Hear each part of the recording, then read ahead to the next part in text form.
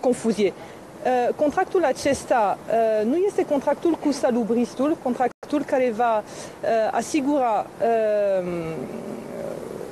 serviciile de salubritate timp de 30 de zile. Este un contract pe câteva zile până atribuim contractul cu salubristul care o să vină. Acest contract care va fi licitația este în curs, acest contract va fi atribuit mâine, cel târziu poi mâine, o să vă punem contractul la dispoziție, o să vedeți absolut tot, exact cum contractul actual pentru câteva zile este disponibil pe site-ul ADP, exact la fel o să procedăm cu acest contract pe 30 de zile. Având în vedere că vorbim despre un contract încheiat cu ADP, ar fi trebuit cei de la Braicata să facă curat doar pe spațiile verzi, însă am văzut imagini și la dumneavoastră postate că făceau curat pe străzi. Doamna, nu e vorba de ADP nici de spații verzi, e vorba de a face curat în sectorul 1, da? În cât timp ar putea fi reziliat contractul cu Romprest? Va trebui să cerem acest lucru și vom începe acest lucru mâine în justiție. Apoi depindem de sistemul de justiție din România. Va trebui să aducem toate dovezile, faptul că tot ce este serviciu public n-a fost respectat, faptul că serviciul public a fost un colaps de mai multe ori și este în continuare, va fi o luptă în justiție. Dar asta este procesul prin care putem să, în mod legal, să reziliem contractul. Doamna primar, când a fost semnat contractul cu Braicata, cel care spuneți că este pentru câteva zile, a fost semnat înainte de ora 00 când s-a impus starea de alertă? Încă o dată, se face o confuzie, da? Contractul cu salubristul care va fi semnat și care va fi aplicat, care va fi implementat în aceste 30 de zile, nu a fost atribuit încă. Da? Licitația este în curs și mâine, poi mâine, vom atribui acest contract și vom semna acest contract. Tot cu Braicata? Asta o să vedem. Nu? O să vedem care este firma care va câștiga, nu știu încă. Contractul de care vorbiți este un contract pentru câteva zile pe care avem dreptul să-l facem. Este o achiziție directă și da, era o necesitate. Legea permite în câteva zile, înainte să faci o licitație mai mare pentru 10 de zile, îți permite să faci o achiziție directă pentru câteva zile, înainte ca contractul propriu-zis cu salubristul să fie încheiat. În urma amendamentelor aduse de PNL, practic, dumneavoastră, dacă pierdeți procesul cu Romprest, trebuie să plătiți pe persoană fizică despăgubiri dacă instanța o impune. Vă asumați acest lucru?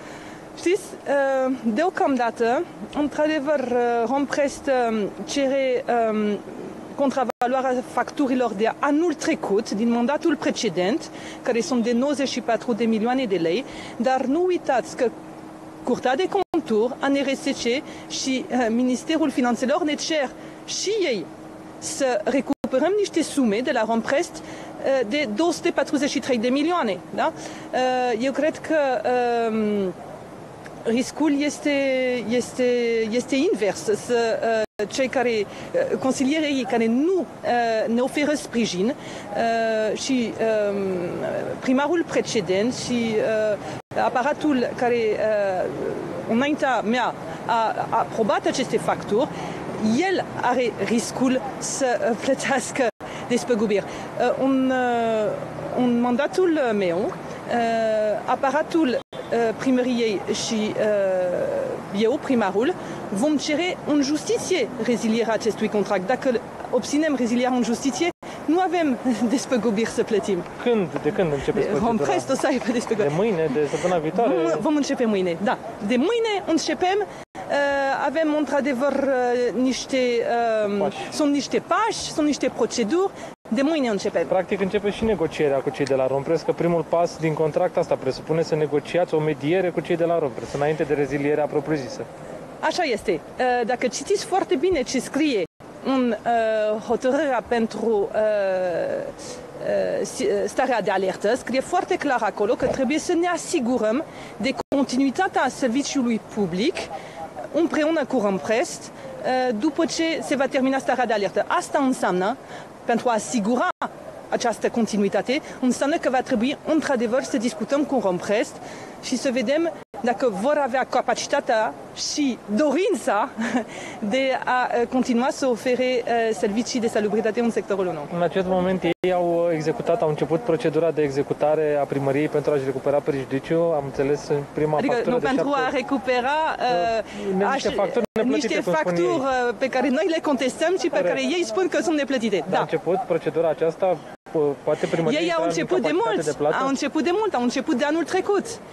Până acum, aceste somații am reușit în justiție să le oprim, pentru că am arătat că, de fapt, situația este mult mai complexă, că și din partea noastră sunt niște cereri de despăgubiri și că sunt niște daune pe care trebuie să le recuperăm și că aceste facturi sunt contestate. Până acum am avut câștig de cauză în justiție. În funcție de ce fel de criterii urmăriți la următorul operator pentru cele 26 de zile care au mai rămas din starea de alertă și care sunt șansele ca operatorul de salubritate să rămână pe termen lung și după terminarea stării de alertă? Ok. Pentru operatorul care va câștiga această licitație, am urmărit mai multe elemente. În primul rând, capacitatea de a interveni și în al doilea rând, cât de rapid se poate mobiliza. Acestea sunt cele două criterii principale. Sunt și alte criterii de bonitate, aspectele financiare, experiență, dar în mod principal este care este capacitatea lui și în cât timp se poate mobiliza. Și dacă vă va răspunde la aceste cerințe, îl veți contracta pe termen lung după terminarea stării de alertă? Nu. Starea de alertă este foarte precisă. Puteți să citiți exact care este hotărârea care a fost luată. Acest operator de salubritate nu va avea posibilitatea de interveni, nu va avea un contract decât pentru 30 de zile, decât pentru perioada stării de alertă. Ulterior veți lansa și licitația pentru un nou operator de salubritate? Va trebui să facem asta, într-adevăr. Noi ne vom pregăti pentru rezilierea contractului, apoi este justiția care va hotărâ, dar da, ne vom pregăti în acest sens. O ultimă întrebare, doamna primar. Revin la ședința de astăzi. Le-ați promis consilierilor că le dați contractul cu Braicata, le-ați arătat în mână o hârtie spunând că este contractul și la final nu le-ați mai dat nimic, spunându-le votați întâi și după aia vă dau contractul. Domnul jurnalist, m-am dus înapoi în sala de consiliu cu contractele în mână, nimeni n-a mai fost interesat. Înțelegeți? Arătați-le nouă atunci. Sunt aici, pot să le... Aici suntem. Dacă vreți să luați sunt acolo, la mine pe birou. Trebuie să știți, sunt disponibile pe site-ul ADP, pot să le arăt. Și în timpul ședinței, eu spus că nu e... Ați urmărit ședința. Consilierii PNL au spus că nu este pe SICAP, le-am trimis eu linkul, era pe SICAP, apoi au spus ok, dar vrem să-l vedem tipărit. Televiziune de știri, comutări rapide.